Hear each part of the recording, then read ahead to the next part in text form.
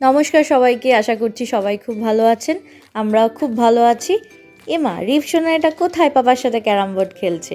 জানতে হলে দেখতে হবে ফুল ভিডিওটা। আর যদি ভালো লাগে অবশ্যই লাইক করতে হবে ভিডিওটা। রবিবার সকালে রিপসোনার সাথে ঘুম থেকে উঠে আমরা খেলু করছি। এই যে একটু দুষ্টুমি করছে বাবাটা। তারপরে 8:30 থেকে আমাদের ছিল একটু ড্রাইভিং প্র্যাকটিস। এখন একটু বেশি করে প্র্যাকটিস করতে হবে, তবে আমরা কনফিডেন্স পাবো, কারণ অনেক কিছু শেখা এখনও বাকি আছে।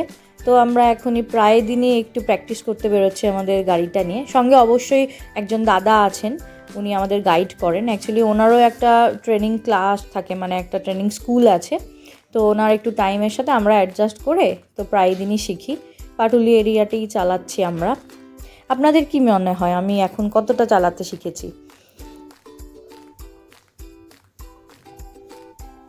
ক্লাস করে বাড়ি ফিরবো।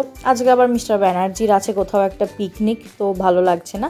কিন্তু আরেকটা ভালো ব্যাপার হচ্ছে, আমার মা এসেছে, মানে রিপসোনার দিদুন এসেছে শনিবার দিন সন্ধ্যাবেলা।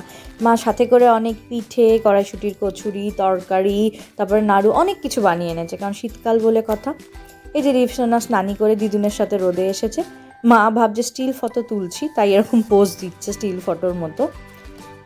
রোদটা প্রায় চলে গিয়েছিলো, তাই হালকা ওকে ড্রায়ার দিয়ে চুলটা শুকিয়ে নিচ্ছি। এই যে ড্রায়ারে একটা আওয়াজ হয় না, সেই জন্য একটু ভয় পাচ্ছে। হিট বেশি দিনে, একদমই অল্প, গরম একটুও নেই ওটা। তারপরে ও তো ঘুমাবে না, কারণ সকালে ঘুম থেকে একটু দেরি করে উঠেছে, তাই মাকে নিয়ে বললাম চলো একটু গ্যারেজ থেকে ঘুরে আসি, কারণ মা তো দেখেনি। আর একটু মোছারও ছিল, তো গেছিলাম। এই যে ও দুষ্টুমি করছে দিদুনের কোলে বসে। যা রিভ, গাড়িটা চালিয়ে মামার বাড়ি থেকে ঘুরে আয় দিদুনকে নিয়ে। সন্ধ্যেবেলা একটু ডেকাথল্যানে গেছিলাম, মানে এটা ওই কামালগাজির ওখানে খুলেছে। বেসিক্যালি রিভের জন্যই অ্যাকচুয়ালি জ্যাকেট ওয়্যার নেবো বলে গেছিলাম, বাট ওখানে গিয়ে দেখলাম টডলার কালেকশন সেরকম নেই, মানে জ্যাকেট কালেকশন সেরকম নেই, but toddler sportswear and all এগুলো অনেক ভালোই আছে। আর এখন মনে হয় অফার চলছে, কিছু একটা উইন্টার অফার, তো বেশ ভিড় আছে এই তোমার sweat jacket, sweat T shirt, এইগুলো সব এর কাছে।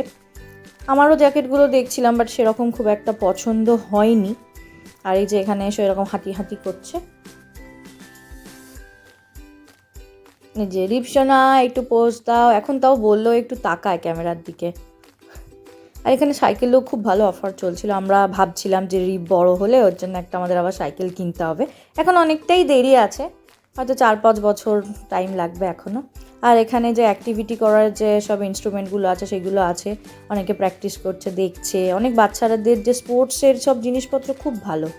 আর এই যে ওদের নিচে একটা এরকম ক্যারাম বোর্ড আছে, তো Reeve first time carrom board দেখছে, তো খুব খুশি। হাসি দেখো, দেখেনি মনে হচ্ছে।